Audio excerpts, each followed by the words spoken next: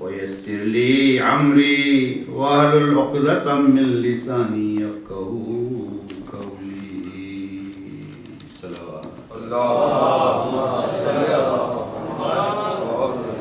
Brothers and sisters in Iman, these are verses from chapter Surah Taha, in which Allah subhanahu wa ta'ala records a request that is made by one of his favorite prophets. The Quran mentions the names of 25 prophets from the time of Nabi Adam up to the time of our Prophet Hazrat Muhammad Mustafa sallallahu alayhi wa alihi wa sallam. From the traditions of Masumin, we learn that there were 125,000 prophets who were sent to every part of the world and every community. Allah says in the Quran that guidance was sent to every community. There was a guide in the form of a prophet. Though the status and the roles of these prophets varied, there were those prophets who were ulul azm. These were those who were Sahib al-Sharia, who came with the law. For example, you have Nabi Ibrahim, Nabi Musa, Nabi Isa, and our Prophet Hazrat Muhammad Mustafa sallallahu alayhi wa alihi wa sallam. Then there were other prophets who worked under these prophets. Then there were those prophets who were there only for their communities.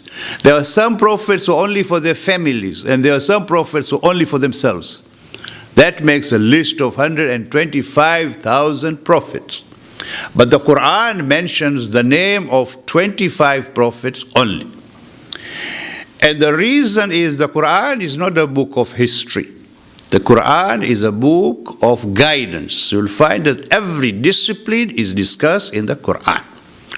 And when these 25 prophets are mentioned in the Quran, for a reason, that they explain to us the basis, the foundation, the fundamentals on which our last prophet, Hazrat Muhammad Mustafa sallallahu alayhi wa alihi wa sallam, the message that he brought is based on the principles of the past also. For Islam was not brought by the prophet. Islam started with Nabi Adam. Only as and when society emerged, the laws were upgraded. And therefore the final law that was upgraded was that which we see in the Quran. So these 25 prophets were mentioned in the Quran was for a reason. And the one who is mentioned the most in the Quran is Hazrat Musa. Prophet Musa is mentioned repeatedly, many times in the Quran. And ironically, when Musa is mentioned, also Fir'aun is mentioned. So sometimes people ask, how come the name of our prophet is mentioned only few times, 3, 4 times in the Quran? And the name of Nabi Musa is mentioned many times. Does it mean that Nabi Musa is more important than a prophet? Not at all. If that is the case, then Shaitan is mentioned many more times. Does it make Shaitan more important than? The number of times mentioned is not very important. What important is that every single word of the Quran came from the mouth of the Prophet sallallahu alaihi wa sallam through the revelation. So Nabi Musa is one who is mentioned repeatedly in the Quran because of the very principal, various values that are relevant during the time of the Prophet and our times and the time of our Masum Imams. These verses that I have mentioned to you is a request that Nabi Musa makes. Why? He is being sent to face one of these wicked, the most evil, the most powerful person of his time. That is Fir'aun.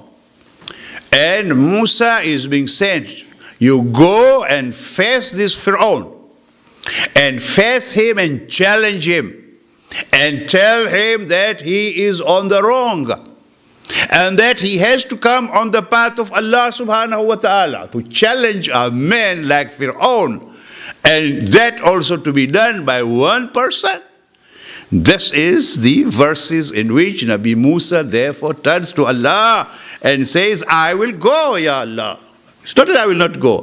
قَالَ رَبِّ اشْرَحْ لِي صَدْرِي وَيَسِّرْ لِي أَمْرِي وَاحْلُلْ عُقْدَةً مِّن لِسَانِي يَفْقَهُوا قَوْلِي.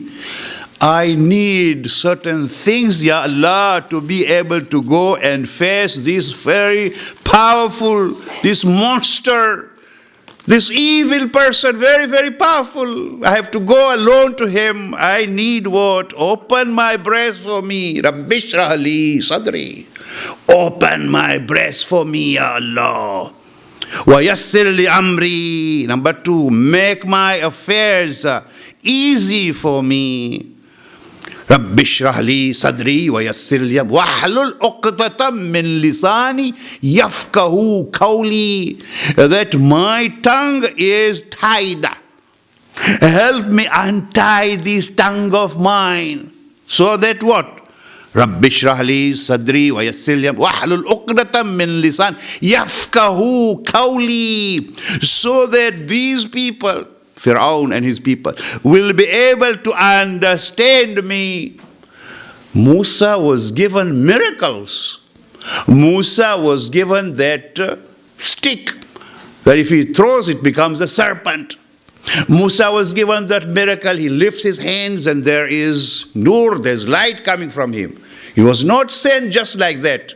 But besides that, he also says he needs all this. And then very humbly he says, and my brother Harun should come with me. I need also somebody to be next door with me. Why? Because وَأَخِي هَارُونَ هُوَ أَفْصَحُ مِنِّي لِسَانًا. And my brother Harun, he is more eloquent than me in speech. This is the request of Nabi Musa to go and face the most difficult person in this world. What is it that he is asking from Allah? He is asking, number 1, for courage. That if I have to go and face this man, very strong, very powerful, in his court, alone I'm going. I need courage. I need that courage, mental and physical courage, to be able to stand in front of him and open my mouth. I need also patience, sabr, that this man is not going to accept what I'm going to say, he's going to mock me, I need patience to be able to stand there and face him. And also I need, number 3, wisdom. I need knowledge. Because I have to argue with him, and he will put forward his arguments. I have therefore to argue with him. I have to prove to him and to those who are in his court that what I am saying has got weight in it. More than that, to do all that, I need eloquence, power of presentation, that I should be able to present my facts in such a way that people can do what? Understand it, communication. I need all these skills to be able to go and face this person. What is this that he needed? If you read one salawat, we'll talk in terms of this eloquence. Amirul Mu'mineen Ali ibn Abi Talib alayhi salatu wassalam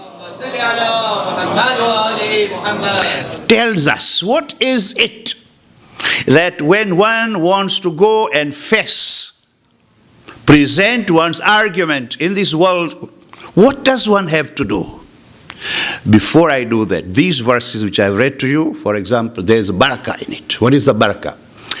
It is said, any encounter that you have, if you are a student, for example, you are going for your examination, read these verses.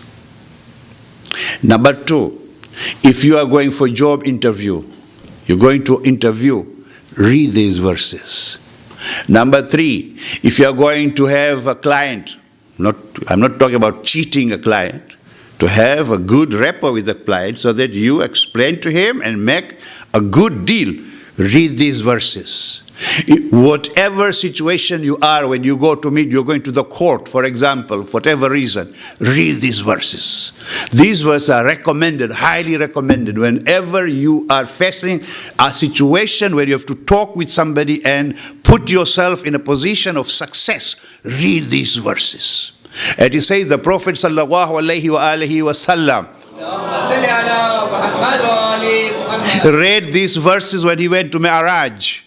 And when Musa asked for Harun, he asked for Ali ibn Abi Talib alayhi salatu wasalam to be on his side, on his matter. So much barakah is in these verses. Therefore, Amirul Mu'mineen says that what is it that you have to do? Eloquence. Amirul Mu'mineen said the principle is what you easily say something, very difficult something, in such a way, in such an easy way, that it can be understood. You may be a very, very good professor, and you have all the good knowledges of the world. But if you do not how to present your facts, the children will sleep. And this is what I sometimes say when I move around, look around. If there is somebody who's sleepy, I say something to get him out of sleep. Amirul Mu'mineen says to communicate, you have to make whatever so difficult, make it easy and present it in such a way people can understand it. Then Amirul Mu'mineen says, the most effective eloquence, this is the knowledge of Ahlul Bayt, the most effective eloquence, Amirul Mu'mineen says, is to convey your message briefly, in a very brief manner. Be very brief in making your presentation. It is said the most effective speech is the first 20 minutes. To catch the minds of people, the first minute, what you say at the beginning, everybody listens to you. If it makes sense, they will continue to listen to you. If it doesn't, you have lost them. Amirul Mu'mineen therefore says that be brief. When you address somebody, make a point, immediately tell them what you are going to talk about, and they will listen to you. Then Amirul Mu'mineen says that your language should be such, your presentation should be such, Allahu Akbar, that if in your gathering there are children, you should take care of them, and they are the most educated people, elders, you should take care of them. Your presentation, Amirul Mu'mineen says, it should be such that you involve everybody in your congregation that are sitting there. That is the most effective eloquence that is required, that is very, very effective. And based on that, our sixth Imam, Imam Az-Sadiq alayhi salatu wasalam. I'm doing all that so that I can explain those verses which I've read to you before on eloquence. Imam Az-Sadiq says, eloquence lies in 3 things. To be a very effective presentation that you make, and this applies even to today, there are 3 things Imam As-Sadiq said, be careful about these 3, very, very effective in your speech, your presentation, your encounter with wherever you are, whether you are a student, whether you are a professor, whether you are a teacher, whoever you are, we will become very, very effective if you have these 3 things in your presentation. What are they? Yabna Rasul, he says, one is that coming to very close to the intended meaning. In your speech, you may know so much, but limit yourself to 1 or 2 points only. And right from the beginning, state what you want to say. Get very close to what you want people to get from you. Get very close. Say, do not start. And then Imam alayhi salam said, avoid waffling. What is waffling? Waffling is talking again, rambling and talking and talking and talking, and does not make much sense. And people say, what is he talking about?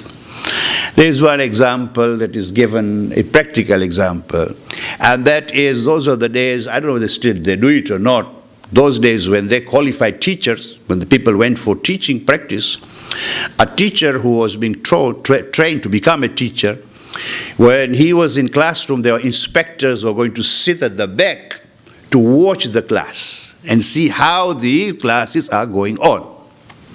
So one of these sitting at the back reports. He's sitting in a class and the class is being taught. The teacher is teaching and he talks about, I remember he talked about valleys and spur. There's a valley and there's a spur. And when he was talking about this, one of the students asks him, said, "Sir, you talked about valley, what is a spur?" Now, it happens, the teacher himself did not know what a spur was. So now the teacher is asked, so what does the teacher do? Waffling. Oh, he's asking me about spur. You know what a spur is? He's asked. He kept on talking about that till the bell rang, kang, kang, the bell rang, and the teacher was out of the classroom. Why? Because he did not know what the spur was, but he couldn't tell the student, I don't know what the spur is. So what did he do? Waffle, talk and talk and talk and talk. If you ask something, a question, sometimes people like us, when we ask question and we don't know the answer, that is the technique which we use. We'll talk about a lot of things, but then say, but you're not answering my question. Oh yes, I'm intellectually answering your question. You're not answering any question. This is what Imam Sadiq said, to avoid waffling. When you want to make your presentation, remember what is it that you want to say? Plan it, get to the point, and stop rambling. Be very clear, be very concise, be very brief. And then Imam said, communicate in very few words. Don't try to be verbose. So many words, so big words, that people say, oh, you think that you're impressing the people, but you don't. I was a teacher myself. I was very young when I went to the classroom, and I thought to impress the children, I have to use long speeches and very good. And all the children were looking at me like this. So Az-Sadiq says, use few words. Having said all this, now we are coming back to that speech of Nabi Musa, in which he is asking Allah subhanahu wa ta'ala, Ya Allah, you are sending me to deal with somebody who is very, very powerful, very, very strong. And you are asking me to make a presentation which is very, very heavy. Ya Allah, with these miracles that you have given me, fine, I'm going to take these miracles. But that very presentation that I have to make in front of this man, I need more. Ya Allah, I need all these skills from you. Ya Allah, and I need somebody to be next to me so that I can do this job. Why did I say all this? Why did I say all this? I said all this because, and this is the language that you are very much familiar with, I am not, but I will still read. And this is what it says, Ek be nawa gharib ka ijaz dekhiye, khud qaidi ho ke deen ko azad kar diya. This is Zainul Abidin. I've said all this. This is the night of Zainul Abidin. This is the night, the last night of Arba'in. The Arba'in that declares the victory. Ashur is the day of martyrdom. On the day of Ashur, we see Sayyid al-Shuhada martyred. We see the body of Husayn ibn Ali lying on the surface of the ground, We see the family of the Prophet prisoners. And in the eyes of the world, these are the ones who, ma'adallah, have been defeated. But Arba'in is the night of victory. Arba'in is the night of victory. The whole thing has turned around now. That's why you see on the day of Ashur, you do not have that kind of feeling in Karbala. But the feeling of the day of Ashur of Arba'in is very different. If you ask somebody who went there on the day of Arba'in, Ashur, ask him, how was your feeling? He said, feeling of sorrow and sadness. Ask the same person, what was your feeling on the day of Arba'in? He said, I cannot tell you what kind of feeling it is. You be here and you will understand what it is. How did that happen? This happened because of the work of Zainul Abidin and Zainab, the daughter of Amirul Mu'mineen. Zainul Abidin is to face the Pharaoh of the time. Musa goes to face the Pharaoh of his time.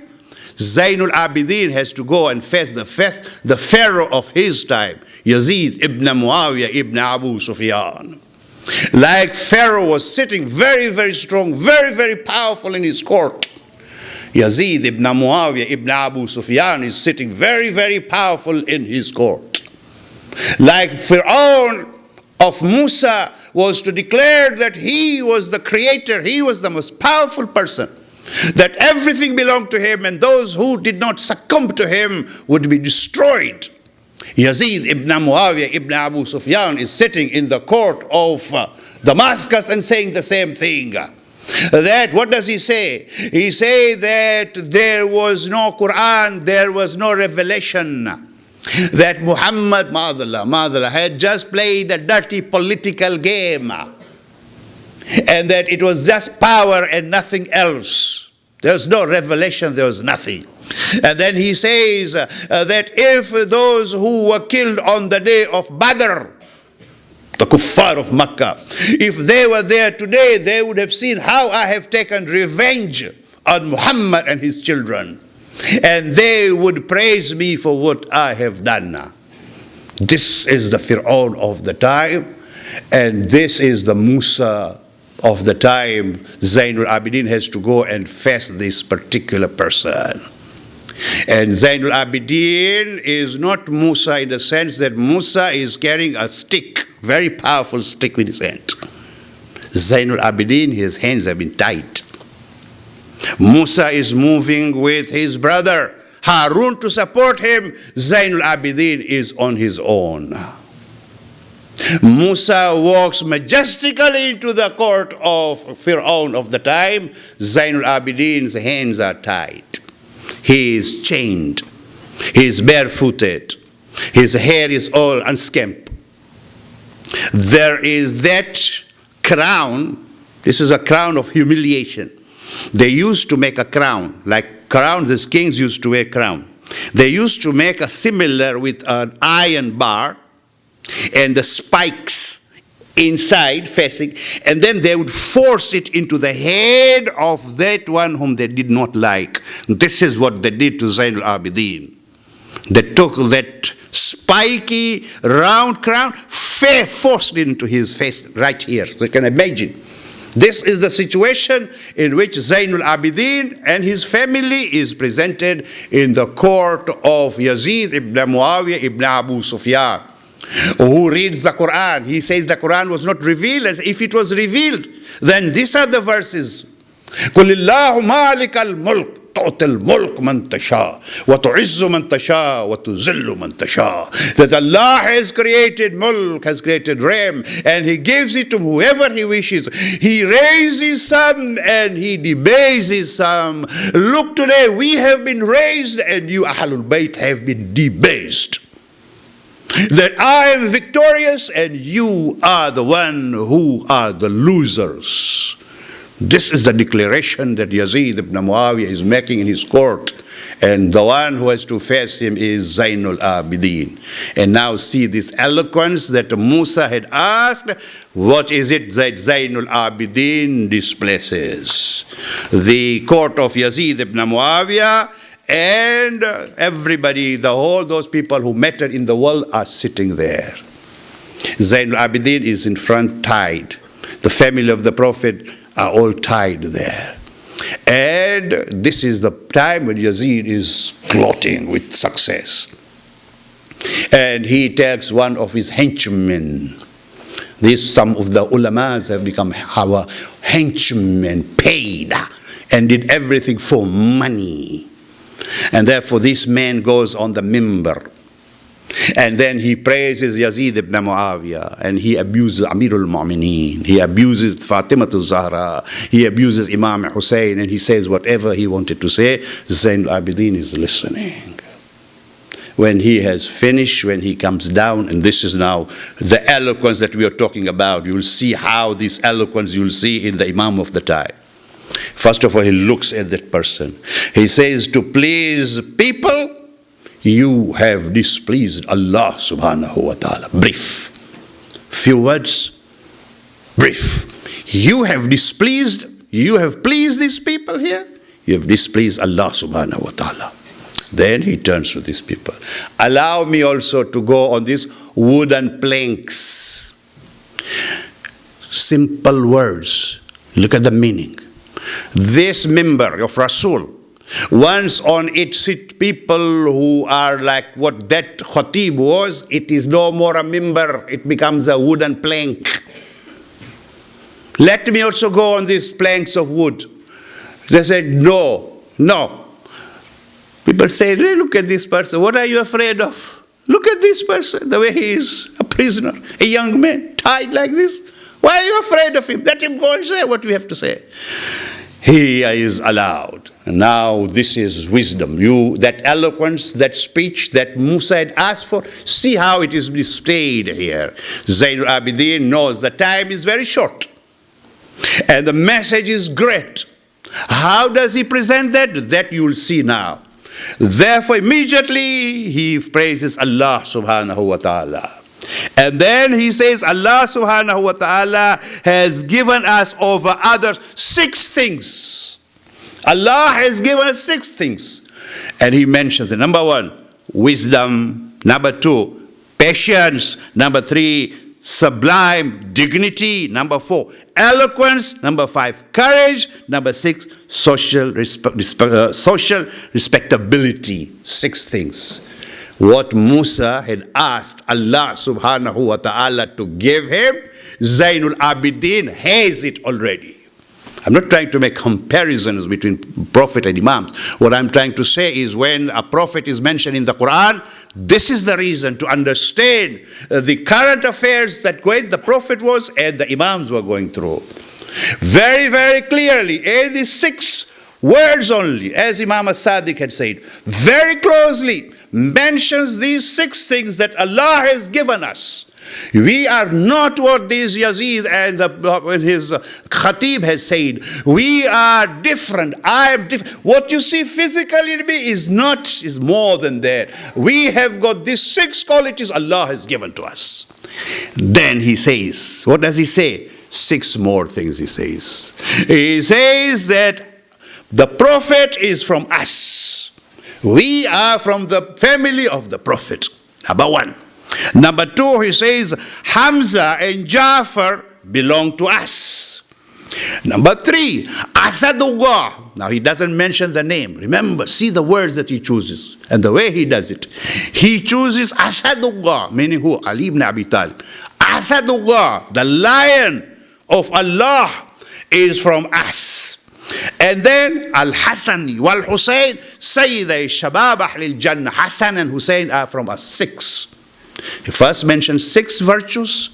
Immediately then he develops on that theme. He now comes to the quality. He mentions the qualities. Now he comes to personalities. And who are these personalities? Each one of them has these 6 qualities. Who are they? The Prophet. Who is Hamza? He is drawing the history. Because Yazid had mentioned Badr, and the Prophet here, Imam Zahabi, is also countering him, mentioning Badr also, who? Hamza and Jafar. And they are the martyrs of Islam. You are saying bad things about them, they are the martyrs of Islam. You are praising your people who are killed on the day of Badr, these are the ones who are the heroes of Badr. Then he mentioned Asadullah, Ali ibn Abi Talib, and he is the lion. He is not as coward as your father, Abu Sufyan and Muawiyah were history. Very briefly, Imam Zayn al-Abidin is telling them the complete history of Islam and history of the Prophet. Then, having said these 6 things, then he goes on to say 6 more things. And then he describes himself, see, values, qualities, then personalities, Prophet. Now coming to himself, who is he? He says, I am the son of Makkah and Mina. Who is Makkah and Mina? Again, he is talking to history, the Prophet and the Hakam and the house of Allah, Makkah and Mina. I am the son of Makkah and Mina, number one. Number two, I am the son of Zamzam and Safa and Marwa. Mentioning Khana Kaaba and mentioning the most important fundamentals of Islam. We are from that side. They are from whatever side. Ask him. I am telling you who I am. You open your eyes and ask him who he is. Then he went into the third one. He says, I am the person who paid zakat. I am the son of that who paid zakat. Who? The Prophet. Ask them, what did they do? Ask them what they did. Then he went to the fifth one. I am the person who did 2 hijrah. He did 2 hijrah, meaning the Prophet sallallahu alaihi wasallam. Ask them. Ask them who made the Prophet do all that. Ask them. Then he mentioned the sixth one. He says that I am the one who, the Prophet, that I am the son of one who went from Masjid al-Aqsa on the day of Mi'raj. Again, now mentioning Mi'raj, the Prophet. You say the Prophet was madallah, that he was a con, that he was a cheat. He is the one who went to Mi'raj. Then he says that I am that person the son of that person who Allah took him from Sidratul Muntaha to Kaaba Qawsayn, Prophet. 6. Then he goes on to say 6 things. What are 6 things? Then he says, I am the son of Muhammad Mustafa, his conclusion now. See how eloquent it is? See how he presents the whole history in such a short time in the court of his enemy. I am the son of Muhammad Mustafa. I am the son of Ali al-Murtaza, who fought with the infidels till they accepted Islam. Abu Sufyan and his family. The Prophet Zayn al-Abidin is mentioning them, who these people are, who we are. Then number 3, he says, I am the son, that person who fought along with the Prophet, Ali ibn Abi Talib. I am the son of that person whose sword broke down. Allah sent the sword to him, Zulfikar, Ali ibn Abi Talib. Then he says, number 5, I am the son of Fatima Az-Zahra. He is the son of Hinda. I am the son of Fatima Az-Zahra. Look at yourselves. Who was Hinda? Who was Fatima? And then he says, I am the first son of that person whom the Prophet said was the best of the women of the world, Fatima Az-Zahra. When it reached to this stage, Yazid and his people were finished, destroyed. See how effective the speech was? Very short, very limited. But the whole history of Islam, the complete history, the character of all those who were the founder of Islam, and the declaration of victory, that this is our victory. When this happened, when the name of Fatima Az-Zahra was mentioned, they said, enough is enough. He has mentioned 6. He will go now to Saqifa Bani Saida. He is now going to tell them more about it. Stop him, therefore. How do you stop him? Muawiyah ibn Abu Sufyan, when he was losing the battle of Siffin, how did he stop it? He got the Quran on the spear. And therefore now again Islam, religion is being used like the ISIS, the way they do it today. These ISIS are the children of Abu Sufyan.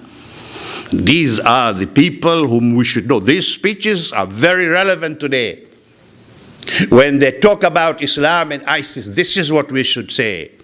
That if you want to know what Islam is, learn it from what Zayn al-Abidin said in the court of Yazid ibn Muawiyah. And know therefore who these ISIS are. And know them. Those who have made them, know them. These are monsters. They will come and eat you one day. You've created them, they will eat you. This is what Zayn al-Abidin tells them in this speech. Very powerful. When the name of Fatima Az-Zahra is mentioned, they are afraid. that now things are getting out of hand. A revolution will take place now and here. Therefore, stop him. How do you stop him? Azan. Yes. This is what Islam is. This is how Islam has been hijacked. Hijacked then, the way it is being hijacked today.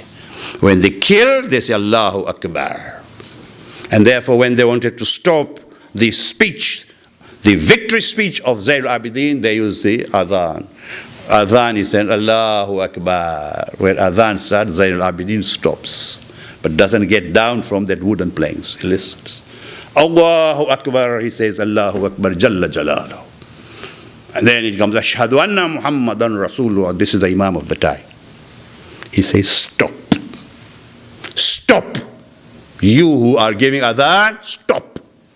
The azan stops.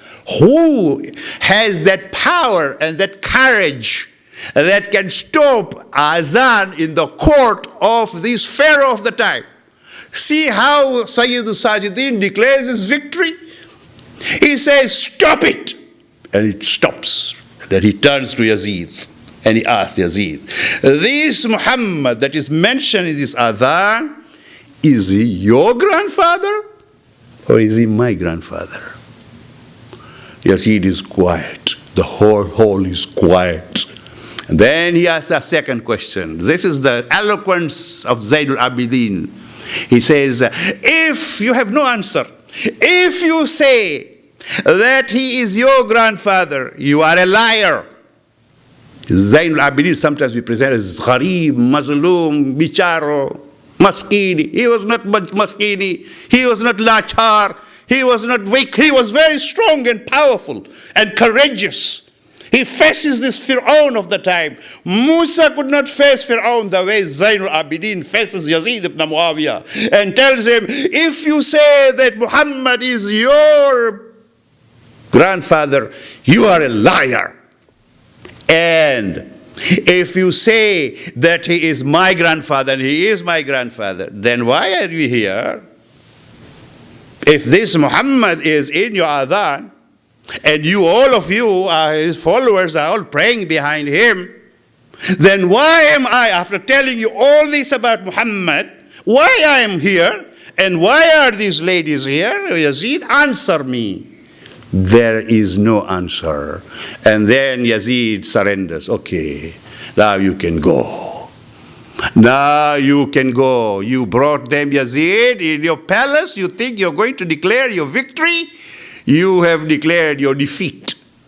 And this is the sign of defeat. Therefore, we say that the battle of Karbala was fought with swords in Karbala and with words of eloquence and wisdom and sabr and patience in the court of Yazid ibn Muawiyah. And therefore, Zayn al-Abidin succeeds. Now go away. We saw that yesterday, that the conditions are Imam Zayn al-Abidin. Now those who were considered to be weak and vanquished are now the victor. They are talking in their terms. They are talking about their terms, not the terms of Yazid. Yazid says you can go. Yes, we'll go, but on our terms, not on your terms. What are your terms? First term, as we mentioned yesterday, that you will give us a place where we are going to mourn our martyrs, so that for all the generations to come, they should know that in your very Sham, we mourned Sayyid al-Shuhada, whom you murdered, whom you killed on the day of Ashur in Karbala. Second condition is those things that you stole from us, you give us back whatever you have stolen. And third thing is that money that you're offering to us, keep it to yourself. Because you offered money. Take this money for the martyrdom of your father. It was a mistake. He said, give that money to the Prophet on the day of Qiyamah. As for us, we go back home. And we saw yesterday that how Zayn al-Abidin and the family of the Prophet are released. And now they were released to go back to Medina. Having spent 3 days or 7 days in Damascus, the family of Ahlul Bayt finally leaves. We saw that yesterday. That on the day of Arba'in, like it was today, tonight is Sham-e Watan. very member of the family reaching Medina. Arba'in is over. Arba'in was today in the morning. And therefore that ziyarah of Arba'in is recited before Zuhr, highly recommended. You can read it any other time. But Arba'in was that day. Tonight is the night of Sham-e Watan. Karbala at that time became desolate. As we heard from the Marsiya, Zainab, the daughter of Amirul Mu'mineen, bids farewell to her brother. There are only few people who are in Karbala at that time. You can see the prayers of Zainab.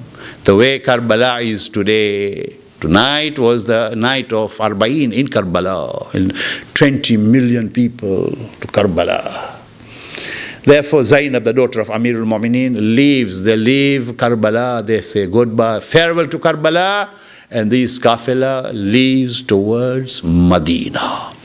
When they reached close to Medina, when from far they could see the city of Medina, daughter of Amirul Mu'mineen remembered the day on which they left Medina. Zainab remembers the day on which they left Medina. Imam Hussein was with them, Abbas was with them, Qasim was with them, Maulana Mohammed was with them. Children were there. Today when they are coming back, there are very few that are left. All the children that they had taken, most of them, with the exception of Imam al-Baqir, the rest of them had all died on the way to Sham. Therefore, Kulsum turns to Medina and she reads this Marsiya, Medina tu jaddina la takbalina.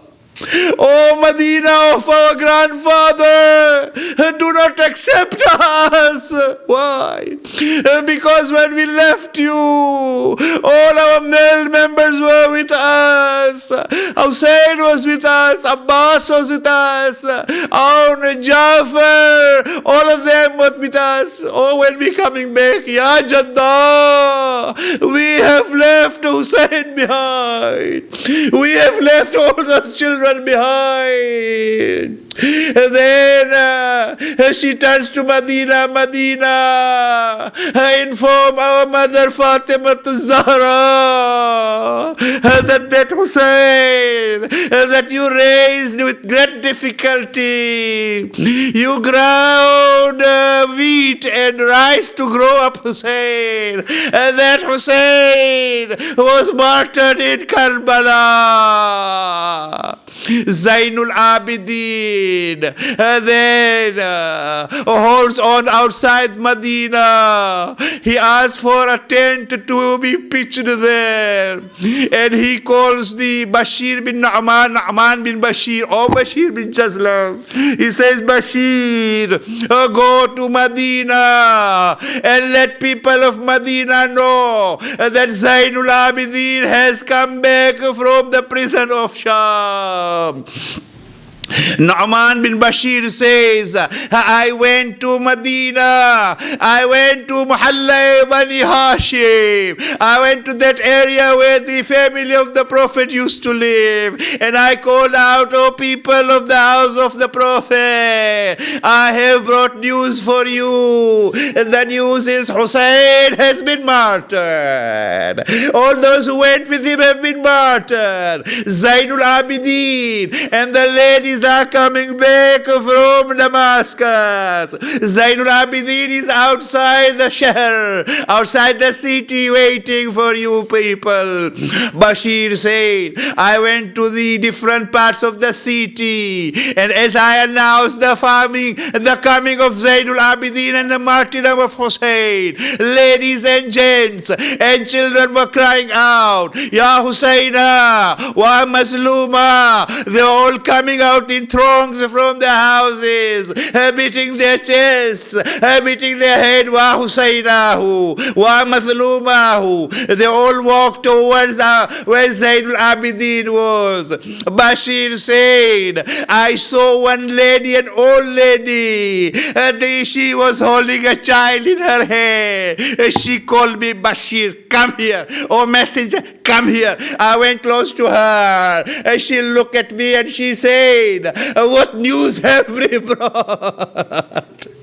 You have brought this news. You have killed us. Tell me, what happened to my son Hussein? Bashir told him, your son Hussein was martyred in Karbala. The lady asked, where my son Hussein was martyred? Where was my son Abbas? Where was Jafar? Where was Abdullah? Where was Usman? Where were my children? Bashir said, then I came to know this is Ummul Baneen, the mother of Abbas. I told her, O lady of the house, so far as Abbas and his brothers were alive, no one dare look close at Hussein. But after Abbas, he lost his two arms. And they hit a bar of metal on his head. So when she heard this, she read this Marcia. Oh, my son Abbas, I know if your hands were there and if they had not hit you on the head, you would defend your brother Hussein.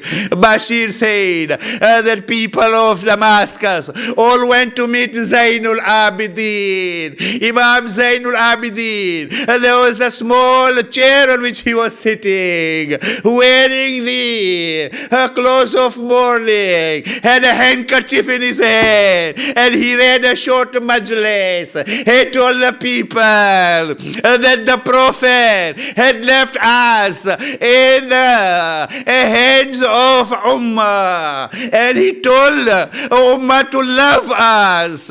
If he had told them to hate us, still they would not do the way they have done things to us. Then Zainul Abidin and the family of Imam Hussein go to Medina. They go to the haram of the Prophet. Zainab addresses the Prophet, Ya Jadda, Ya Rasulullah, I have come with a message, the martyrdom of your son Hussein.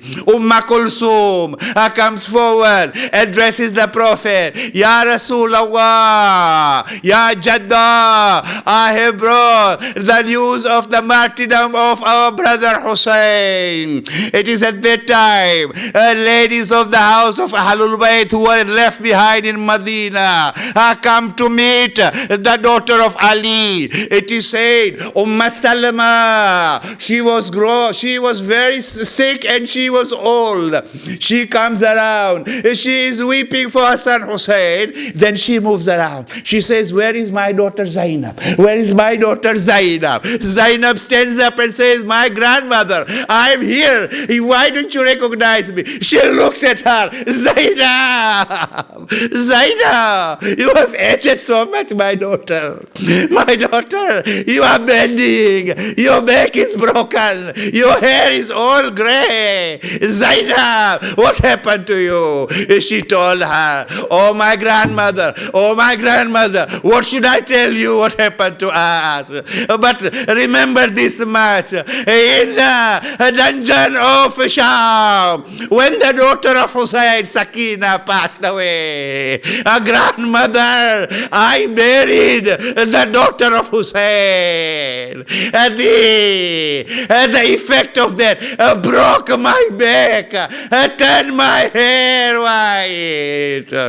Ahlul Bayt now go to their homes. Majlis is over. Let us all turn to Fatima to Az-Zahra and offer her our condolences. The last thing that we say is Bashir now is about to go back home. He comes to Zainul Abidin. Maula, now let me go back. Allow me to go back home. This is the generosity of House of Fatima. Zainul Abidin says, wait for a minute.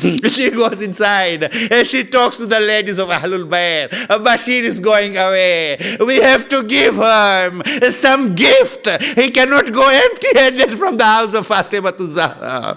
What was left from the house of Fatima? The ladies, whatever jewelry that they had, they put it all together. Zainul Abidin put that in a small handkerchief. He tied it. He goes to Bashir.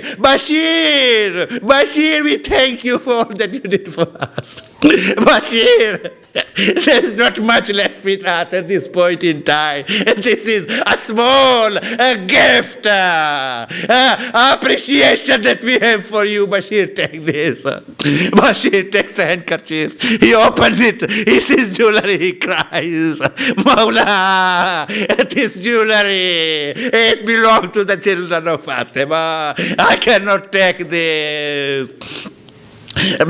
Maula, give me something that when I die I can take in my grave to help me. Zainul Abidin goes back. He comes out. He brings a small piece of cloth. Mothers are here. Our sisters are here. Can you hear what comes next? Zainul Abidin gives this cloth to Bashir. Bashir takes it, kisses it, but then he sees on it some stains, red stain, and there are holes in it. He asked, Yabna Rasulillah, what is this? What is this cloth? And what are these stains? Zainul Abidin lowers his head.